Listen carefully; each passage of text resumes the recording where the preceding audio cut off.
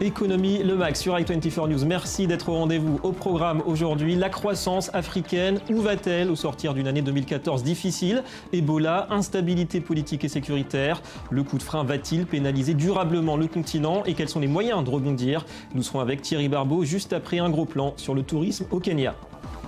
Et puis un détour inédit vers l'Irlande du Nord. La province britannique bénéficiera désormais de plus d'indépendance budgétaire. C'est le fruit des discussions interminables au sein d'un gouvernement qui réunit catholiques et protestants. Un accord historique et on voit cela dans le détail tout à l'heure. Voilà pour le sommaire, soyez les bienvenus. L'actu économique avance là en forme de tour du monde avec le Japon d'abord et le discours hier du Premier ministre réélu Shinzo Abe qui a présenté un gouvernement quasi inchangé, une ambition, la reprise économique et la réussite de son fameux plan de relance Abenomics, plan dont les effets bénéfiques et notamment croissance, baisse du yen et légère inflation se sont essoufflés ces derniers mois. La troisième économie mondiale affichait une récession au troisième trimestre plombée par la chute de la consommation suite à la hausse de la TVA. Alors pour Shinzo Abe, Tokyo ne retrouvera son prestige sur la scène diplomatique que lorsque son économie sera vigoureuse.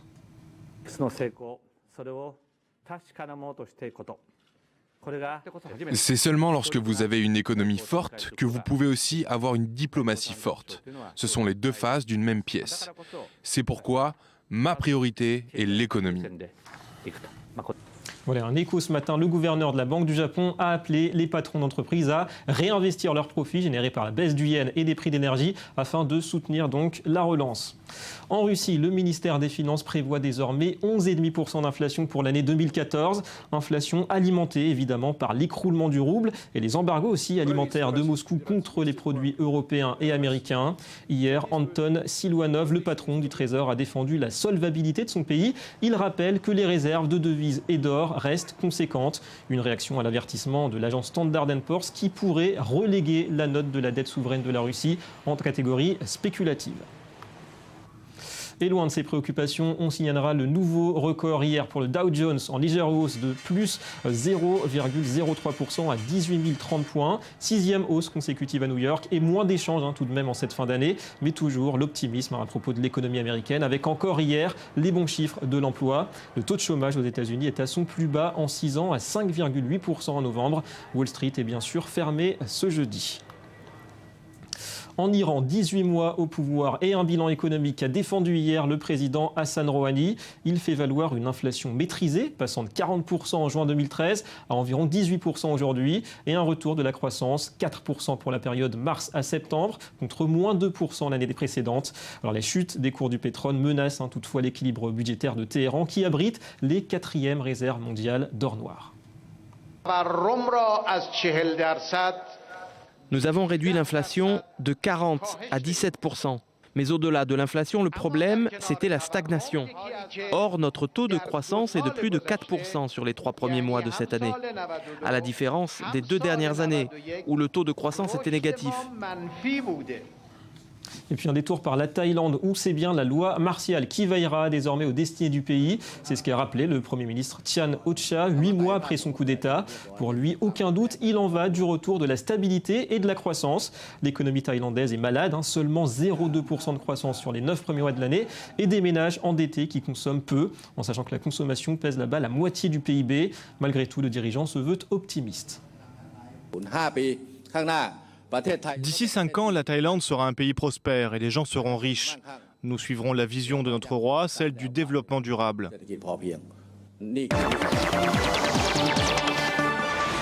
L'Afrique, on y vient, l'année économique du continent qui affiche la plus forte croissance de la planète. Alors quel bilan pour 2014, marqué entre autres par l'épidémie bien sûr d'Ebola. On va en parler dans un instant avec notre spécialiste Thierry Barbeau. Avant cela, focus sur le Kenya. Là-bas, l'une des préoccupations, c'est l'insécurité. Elle nuit au secteur vital qu'est le tourisme qui, à lui seul, met à mal la première économie d'Afrique de l'Est. Johanna Citruc. Du soleil, du sable fin, une mer transparente, mais trop peu de touristes. Au Kenya, le secteur est en berne à cause de la multiplication des attentats meurtriers dans le pays. La France, l'Australie et la Grande-Bretagne ont même déconseillé à leurs ressortissants de se rendre à Mombasa. À la fin de la journée, nous prions pour que les avertissements pour les voyageurs s'adoucissent, en particulier ceux du gouvernement britannique, parce que le tourisme est vraiment essentiel dans cette région du Kenya. Par ailleurs, la sécurité a été renforcée et beaucoup de choses ont évolué sur la côte kenyane. Entre 2012 et 2013, le nombre de visiteurs a chuté de près de 13%. 2 années de baisse consécutives. Et à l'insécurité, venue s'ajouter à la fin de l'année dernière, une TVA de 16% que les étrangers doivent désormais payer, alors qu'ils en étaient jusque-là exemptés. 2 facteurs qui font diminuer les recettes du tourisme, moins 20% en 6 ans. Nous avions l'habitude de gagner de l'argent grâce aux touristes, de nombreux clients qui venaient acheter nos marchandises. Mais maintenant, avec tous les incidents liés aux actes terroristes, les affaires vont mal. Nous dépendons des touristes locaux, mais même eux sont peu nombreux car ils ont peur de venir sur la côte. Or, le tourisme représente plus de 10% du PIB. Et c'est surtout une source importante de devises étrangères pour le Kenya jusque-là, la plus grande économie d'Afrique de l'Est. Difficile année pour le Kenya avec ce déclin donc du tourisme. On va élargir maintenant la réflexion à l'ensemble du continent africain. 2014 marquera-t-elle un coup de frein à l'essor, à l'élan de cette économie africaine? En ligne avec nous, Thierry Barbeau, bonjour. Bonjour. Expert de l'Afrique et directeur entre autres du site info-afrique.com. Alors la question est simple, que retenez-vous principalement de cette année éco 2014 pour l'Afrique? Alors, effectivement, comme vous citiez, il y a quelques petits problèmes d'insécurité en Afrique de l'Est, mais dans la globalité, c'est une croissance vraiment marquée et soutenue malgré Ebola, malgré différents problèmes. On voit des grands projets. Vous parliez du Kenya, il y a un projet de voie ferrée qui va relier Mombasa à Kigali en 2017, un projet de train au Nigeria, un marché conquis par les Chinois sur 1400 km de train à grande vitesse pour 10 milliards d'euros. L'Afrique est en croissance, les investisseurs sont vraiment, les signaux sont au vert. Ouais, donc beaucoup de positifs, mais quand même un fort impact pour la croissance pour Ebola et puis aussi peut-être une menace pour l'attractivité du continent, vous pensez? Alors, effectivement, une baisse, donc une chute du PIB pour les pays concernés, très segmentée sur une partie sud-ouest de l'Afrique, hein, donc avec la Guinée bien sûr et puis les pays limitrophes, mais quand même de manière plus contenu que prévu, avec non pas un développement exponentiel de la maladie, donc une chute mais maîtrisée et qui n'impacte pas la croissance de ces pays qui sont autour de 8% aujourd'hui. Ouais. Et très globalement, quels freins et quels moteurs principaux vous identifiez pour entretenir la croissance en Afrique et aussi pour la rendre durable, surtout la transformer en développement? Est-ce que ça passe davantage peut-être par plus d'industrialisation, par le renforcement aussi de la classe moyenne? Alors bien sûr, la classe moyenne et puis le développement des infrastructures, mais c'est en cours, comme je l'évoquais, des grands projets de développement d'infrastructures, mais les routes sont construites, il y a une nouvelle autoroute qui a été faite par exemple au Cameroun. Cette croissance, vraiment, elle perdure. Au niveau des freins, on a toujours les mêmes problèmes avec Boko Haram, qui est là depuis 10 ans, mais qui se développe de plus en plus. On a la Centrafrique qui est dans une instabilité maintenant quasiment chronique, et puis on a les problèmes récurrents RDC, Soudan quand même, hein, qui est une guerre de longue haleine, si je puis dire, et puis la région de la Somalie, hein, de l'Éthiopie, qui sont un petit peu sensibles.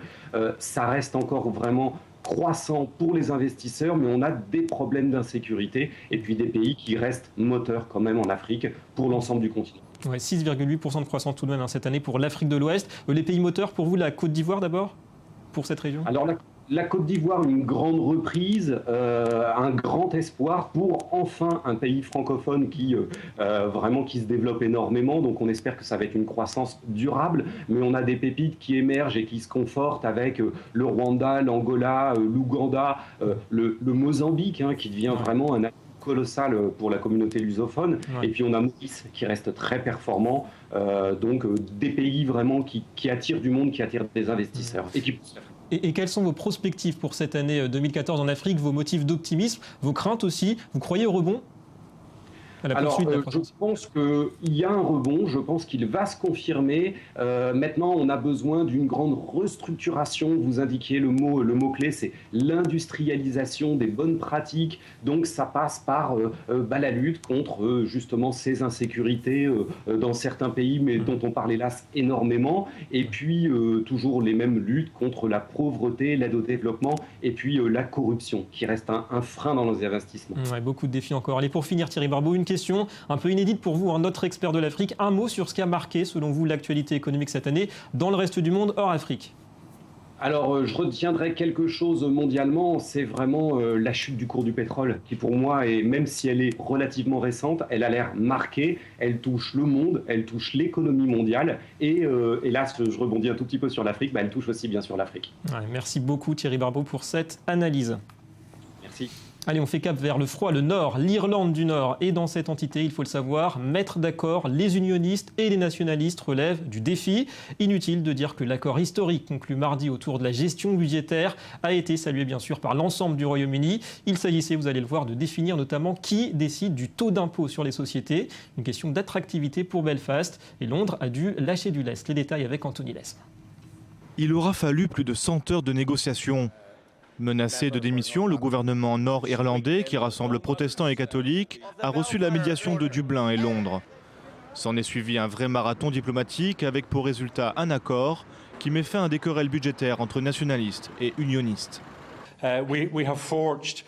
Nous avons conclu un accord très important qui sans doute donnera lieu à des jours meilleurs à Belfast, dans toute l'Irlande du Nord et même en République d'Irlande. Plus d'autonomie budgétaire, c'est ce qu'a concédé David Cameron à l'Irlande du Nord. Elle pourra désormais fixer elle-même le taux d'impôt sur ses sociétés, une occasion de le ramener de 21 à 12,5%. Un taux pratiqué par l'Irlande voisine et qui attire de nombreuses compagnies étrangères.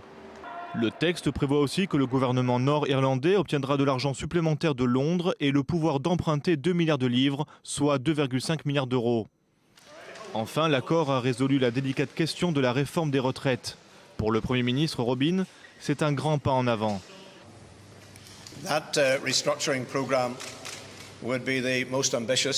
Ce programme de réforme est le programme le plus ambitieux que tout gouvernement ou autorité décisionnaire n'ait jamais mis en œuvre en Irlande du Nord.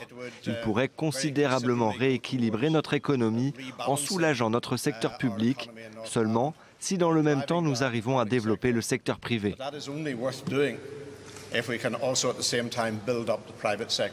Sur le plan culturel, les négociateurs se sont entendus pour s'attaquer au corrosif héritage du passé, pour reprendre l'expression de Charlie Flanagan. Une nouvelle unité, sous la supervision directe de Belfast et non de Londres, sera chargée d'enquêter sur les affrontements entre les communautés catholiques et protestantes. Affrontements qui ont coûté la vie à plus de 3500 personnes en 30 ans. Ouais, encore beaucoup à faire, mais ça semble aller dans le bon sens. Le Media Watch, c'est tout de suite. On parle d'Apple pour ouvrir cette revue de presse et ceux qui regrettaient peut-être la grande taille des nouveaux iPhones ne seront peut-être plus déçus. Bonjour Joanna Citruc. Bonjour David. Bientôt un nouveau petit iPhone à l'ancienne un petit peu. Oui, selon le site internet Apple Insider, les deux derniers iPhones, donc l'iPhone 6 et l'iPhone 6 Plus, pourraient bientôt avoir un petit frère. Pour l'instant, ce ne sont évidemment que des rumeurs, donc il y a peu d'informations. Mais d'après ce qui circule sur le web, eh bien, il devrait s'appeler l'iPhone 6S Mini. Il serait doté d'un écran 4 pouces contre 4,7 et 5,7 pour les deux iPhone 6. Et surtout, il serait un petit peu moins cher que ses prédécesseurs. Voilà, et puis un iPhone qui rentre enfin dans la poche. Autre grande marque, Joanna, Coca-Cola, dont le siège à Atlanta, a décidé de ne plus accepter les messages vocaux.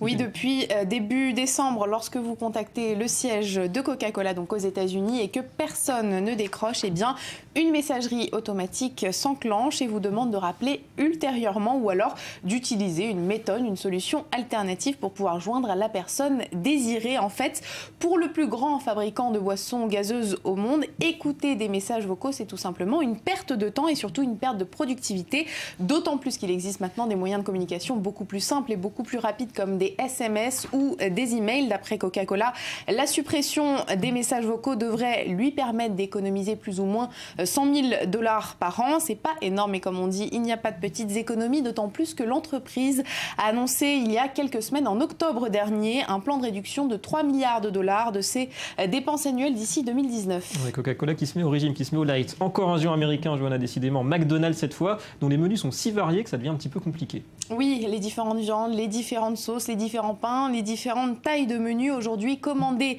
un burger chez McDonald's est devenu très compliqué. Pour s'en rendre compte, le Huffington Post Post a ressorti une photo du menu des années 50 et il n'y avait que 9 produits différents. C'était donc beaucoup plus simple et surtout beaucoup plus rapide de choisir. Et la rapidité, c'était à la base la spécificité, la marque de fabrique de la chaîne de restauration rapide. Aujourd'hui, c'est un petit peu moins le cas. C'est pour ça qu'à partir de janvier 2015, les McDonald's des États-Unis retireront donc 8 produits de leur menu pour retrouver leur rapidité et surtout pour booster leurs ventes. Alors, pour le Huffington Post, la démarche est plutôt bonne, plutôt satisfaisante, mais a priori insuffisante. Selon l'article, McDonald's doit en fait se rapprocher encore plus de ce qu'il était à ses débuts, se rapprocher encore plus de ce qu'il était lorsqu'il a connu le succès. Et puis un peu moins calorique, Johanna, le champagne et Noël, on s'attend cette année à un rebond des ventes. Oui, après 2 années de baisse, les ventes de champagne devraient finalement repartir à la hausse. D'après les estimations, en 2014, le chiffre d'affaires devrait augmenter d'environ 3% pour atteindre 4,5 milliards d'euros. On n'est donc pas loin du record historique de 2007, 4,56 milliards d'euros. Alors comment expliquer ce revirement de situation? Grâce aux exportations qui ont augmenté. Merci beaucoup, Johanna, et à très bientôt. À bientôt. Voilà, fin de cette édition d'Économie le Mag. Merci de votre fidélité. La suite de vos programmes, la suite de l'info, c'est tout de suite sur i24 News. Restez avec nous.